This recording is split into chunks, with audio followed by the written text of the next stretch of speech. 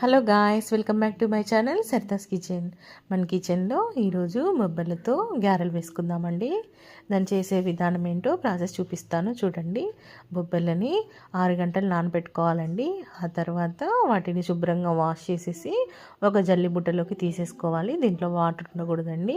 ఆ తర్వాత పచ్చిమిర్చి కరివేపాకు వేసి మెత్తగా గ్రైండ్ చేసుకోవాలి. ఆ తర్వాత కొన్ని ఇలా బొబ్బర్లు వేస్తూ మనం గ్రైండ్ చేసుకొని కచ్చా పచ్చాగా చేసుకోవాలండి. మెత్తగా చేసుకుంటే అంత టేస్టీగా ఉండవు. ఆ తర్వాత ఈ మిశ్రమాన్ని ఒక గిన్నెలోకి తీసుకొని దీంట్లోకి అల్లము, కరివేపాకు, పసుపు, ఉప్పు, జీలకర్ర యాడ్ చేసుకోవాలండి. మనము ఇందాక పచ్చిమిర్చి యాడ్ చేసేసుకున్నాం కదా, ఇంకా కారం విడిగా అవసరం లేదండి, దానికి సరిపోతుంది.